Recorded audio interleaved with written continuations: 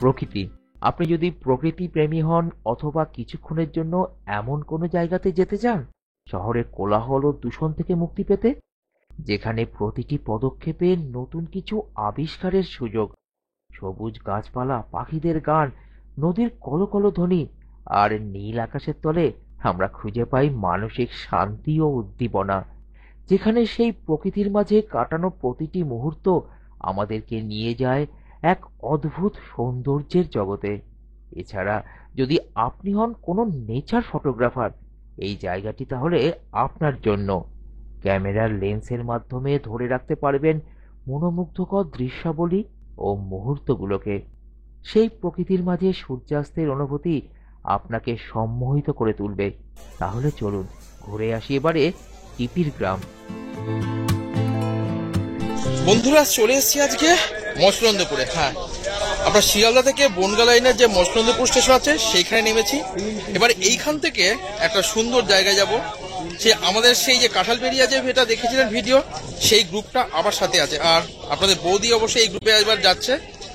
চলুন আস্তে আস্তে আমরা নেমে এখান থেকে সেই গ্রুপের সাথে সব একসাথে চলি, সেখানে গিয়ে গ্রুপের বাকিদেরও দেখাবো। ঠিক আছে, চলুন এগিয়ে যাওয়া যাক। স্টেশন থেকে নেমে সোজা আমরা এখন হচ্ছে গিয়ে ট্রেকারে উঠে পড়েছি। আমরা যাবো এখন চারঘাট। বুঝতে পারছেন কি অবস্থা, কোনো ভাই লাফিয়ে লুপে সবাই মিলে একটা ট্রেকারে উঠলাম। এখানে এরকম ভাবে উঠতে হবে, মানে একটা মিউজিক্যাল চেয়ার। আপনি আগে আসবেন, আপনি পেয়ে যাবেন। আমাদের বাকি বন্ধুরাও আমাদের সাথে এগিয়ে চললো এবারে।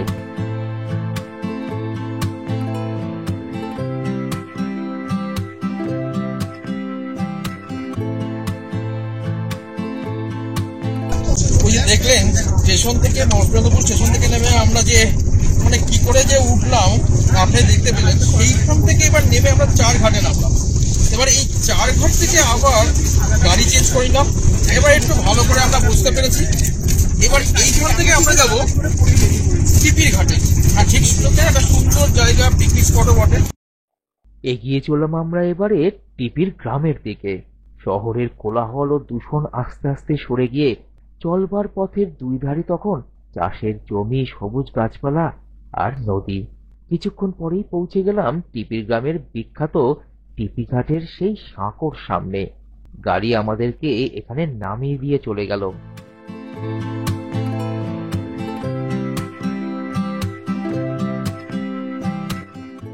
চোখের সামনে বিলুপ্তির দিকে এগিয়ে চলা যমুনা নদী, আর সেই নদীর উপরের বাঁশের সাঁকো।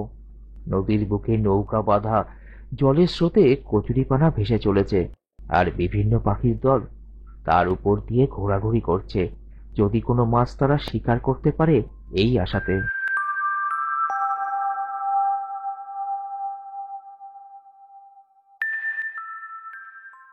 বন্ধুরা, নেমে পড়েছি টিপির গ্রাম। আর ঠিক টিপির ঘাট যেটা আছে ঠিক সেইখানটা, সেই যে বাঁশের যে একটা সাঁকো আছে, সেইটা দেখতেই লোকে এখানে চলে আসে। আর এই বাঁশের সাঁকোটার ওপর দিয়ে কিন্তু গাড়ি চলাচল করে। আমি তো এসছি, আর এসেই আপনাদের বৌদির এত ভালো লেগে গেছে, ছবি তুলতে শুরু করে দিয়েছে। আর বাকি ফটোগ্রাফাররা আমাদের তো আসছে, আর অন্যরা অলরেডি এই বাঁশের সাঁকোর অব্দি হাঁটা শুরু করে দিয়েছে। তবে একটা কথায়, আপনার মসলন্দপুর স্টেশন থেকে চারঘাট অব্দি 20 টাকা ভাড়া। আবার ওইখান থেকে এই টিপির গ্রাম বা টিপির ঘাট অব্দি আসার কিন্তু ভাড়াও 20 টাকা, সেটা আসবে। আর হ্যাঁ, এই বাসের সাঁকো পেরানোর জন্য কিন্তু টাকা লাগে, মোটামুটি 2 থেকে 3 টাকা মতো লাগে। এইটা একটু মনে করে চলে আসবেন, ঠিক আছে? চলুন বাকি এবার এই গ্রামের সৌন্দর্যটাও একটু দেখে নিই। নদীর সৌন্দর্য একদিকে, আর আরেকদিকে নদীর পাড়ের সবুজায়ন ও প্রাণী জগতের নিজের মতন করে তৈরি করা সংযুক্ত সুন্দর প্রকৃতি দেখে দারুণ লাগছিল। এখানে একটি সুন্দর বাঁশের জঙ্গলের মাঝখান থেকে ভেসে আসা সূর্যের আলো, সাথে নদীর পাড়ের বিশ্রামের জন্য তৈরি ছোট্ট বসবার জায়গাটি পরিবেশটিকে আরো সুন্দর করে তুলছিল। আমরাও সেই পরিবেশের মাঝে কিছুক্ষণের জন্য হারিয়ে গেলাম।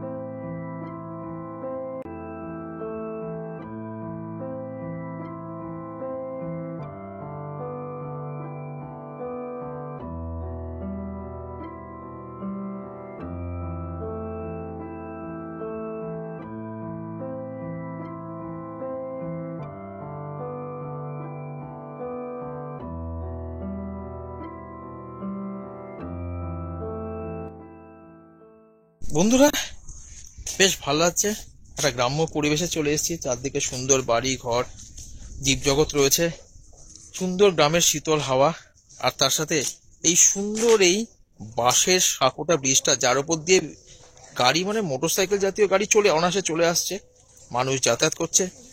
তো একবার ঠিক করলাম যে এই বাঁশের সাঁকোটা একবার পেরিয়ে আমরা দেখে আসব, ঠিক আছে?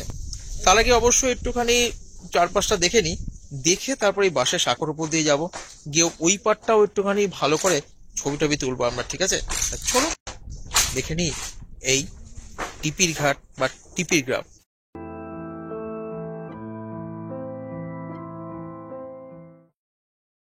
গ্রামের সৌন্দর্যকে তুলে ধরছি।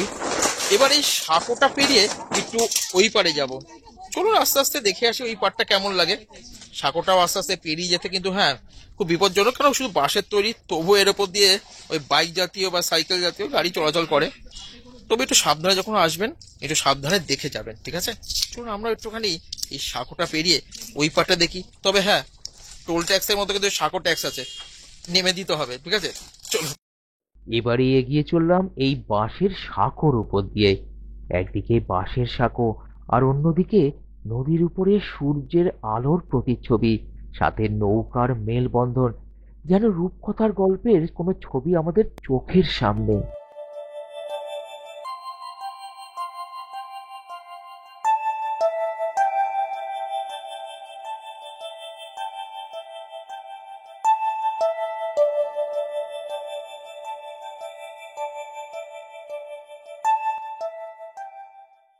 এই যে সাঁকোটা দেখছেন আমরা পেরিয়ে এলাম, এই সাঁকোটা পেরাতে যাতায়াত করতে কিন্তু 1 টাকা করে আপনাদের দিতে হবে। আমরা ছবি তুলতে এসেছি শুনে বললেন যে ঠিক আছে আগে ঘুরে আসুন, ফেরার সময় দিয়ে দেবেন, ঠিক আছে? চলুন এবার এই দিকের অংশটাও খুব সুন্দর, এটাও দেখে নিই। প্রকৃতির আলোকচিত্র গ্রহণ আমাদেরকে শেখায় ধৈর্য, মনোযোগ ও সৃষ্টিশীলতা, এবং আমাদেরকে প্রকৃতির আরো কাছে নিয়ে আসে এই সুন্দর পৃথিবীর নানা রূপের সাথে পরিচয় ঘটিয়ে। সেই প্রকৃতির সৌন্দর্য প্রকৃতি ভ্রমণ ও আলোকচিত্র গ্রহণের মাধ্যমে আবিষ্কার করে এবং খুঁজে পায় মনের শান্তিকে। সেই শান্তিকেই এখন উপলব্ধি করছিলাম ভগবানের আশীর্বাদ রূপে আমাদের সামনে উপস্থিত এই প্রকৃতি দর্শনের মাধ্যমে।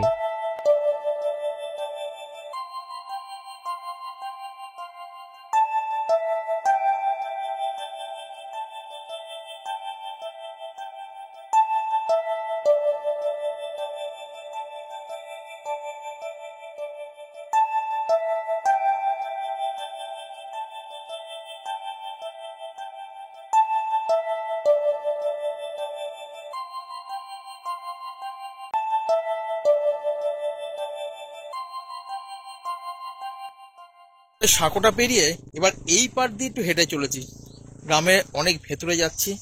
এই টিপি গ্রামের এই ভেতরটা খুব সুন্দর, অসাধারণ একটা প্রাকৃতিক জায়গা। এখানে অনেকে পিকনিক করতেও আসে, চলে আসুন আপনারা।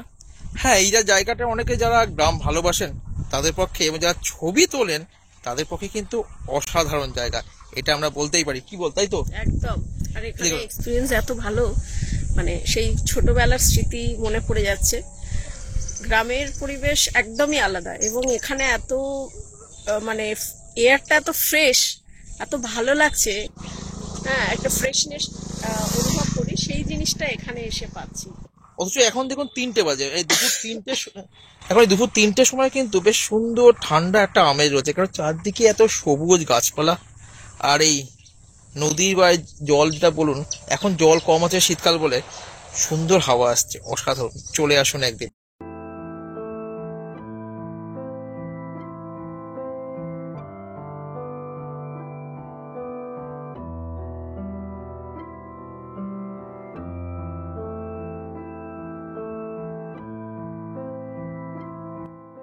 এই সুন্দর পরিবেশের মধ্যে ঘুরে বেড়াতে বেড়াতে আমরা আরো গ্রামের গভীরের দিকে এগিয়ে গেলাম।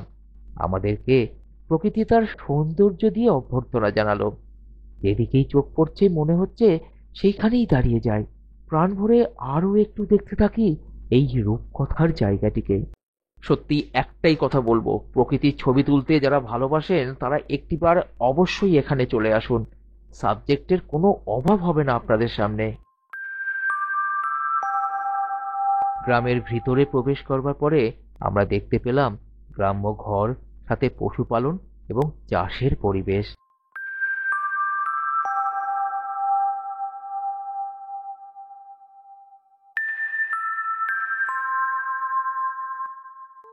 আরো ভিতরে যত এগিয়ে চললাম, মনে হচ্ছিল যেন গভীর জঙ্গলের ভিতরে প্রবেশ করছি।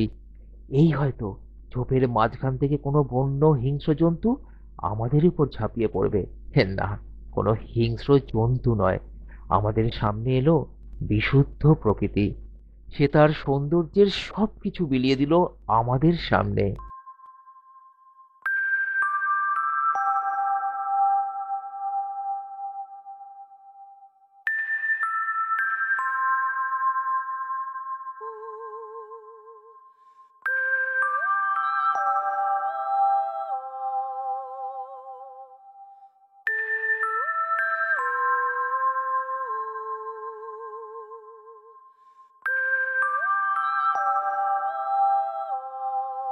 যমুনা নদীর বুকে তখন গোধূলির আলোর খেলা চলছে।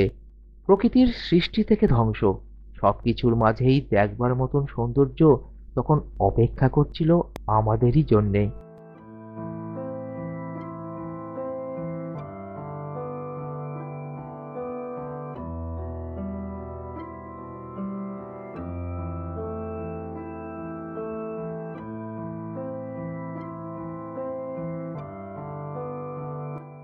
সবকিছুরই যে একটা শেষ আছে।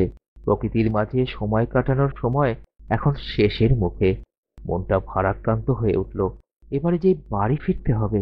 কেমন দেখলেন আমাদের এই টিপি গ্রাম বা টিপি ঘাট ভ্রমণের ভিডিওটা? অসাধারণ জায়গা, আশা করি আপনাদের ভালো লেগেছে। এরকম আরো সুন্দর সুন্দর ভিডিও একমাত্র আমাদের চ্যানেলে পাবেন। তাই খুব তাড়াতাড়ি ফিরে আসছি আগামী ভিডিওতে। তাই সাথে থাকুন আমাদের, আর দেখতে থাকুন আপনাদেরই এই প্রিয় চ্যানেলটিকে। আর একই সাথে আমাদের একটা ফেসবুক পেজ আছে, সৌমেন উইথ মাদার বলে। আমি আগেও আমাদের ভিডিওতে বলেছি এবং এখনো বলছি, আগামী দিনেও রিকোয়েস্ট করছি আমাদের পেজটা কাইন্ডলি একটু ফলো করে দেবেন এবং প্রিয়জনদের সাথে একটু ভাগ করে নেবেন। আমরা আমাদের পেজে এরকম অনেক ছবি রিলস বানিয়ে দিয়ে থাকি বা স্টিল ফটোগ্রাফি দিয়ে থাকি, যেগুলো আমরা ইউটিউবে সবসময় দিতে পারি না। এবং নতুন নতুন জায়গার সন্ধান থাকলে অবশ্যই আমাদের জানাবেন আমাদের ফেসবুক পেজে এবং ইউটিউব চ্যানেলে। আর হ্যাঁ, ইনস্টাগ্রামও চালু করেছি। সৌমেন উইথ মাদার নামে ইনস্টাগ্রামের একটা অ্যাকাউন্ট আছে, সেটাও একটু দেখে নেবেন, ফলো করে নেবেন। সেখানেও বিভিন্ন ছবি যা অন্যান্য জায়গায় দেওয়া হয় না সেখানে দেওয়া হবে, বিশেষ করে আমাদের ছবি। ঠিক আছে, তাই দেখা হচ্ছে খুব তাড়াতাড়ি আগামী ভিডিওতে। আমি জানি চাইলেও সারা জীবন এখানে থাকতে পারবো না। দৈনন্দিন জীবনের কাজের জন্য আবার সেই কংক্রিটের জঙ্গলে ফিরতে হবে, এই প্রকৃতির জঙ্গলকে ছেড়ে। কিন্তু মনে প্রতিজ্ঞা রইল সাথে আপনাদেরও কাছে, আমরা আবার প্রকৃতির মাঝে খুব তাড়াতাড়ি ফিরে আসব এবং আপনাদেরকেও নিয়ে যাব আমাদেরই সাথে আগামী কোনো পর্বে। তাই সাথে থাকুন আমাদের, আর দেখতে থাকুন আপনাদেরই এই প্রিয় চ্যানেলটিকে। দিনের শেষে একটাই কথা বলার, ভালো থাকুন, সুস্থ থাকুন, সাথে আপনার পরিবেশকে পরিষ্কার রাখুন, সাথে নিজের মন যেটা বলছে সেটাই করুন, নিজের সাথে সবার মনে আনন্দ ছড়িয়ে দিন।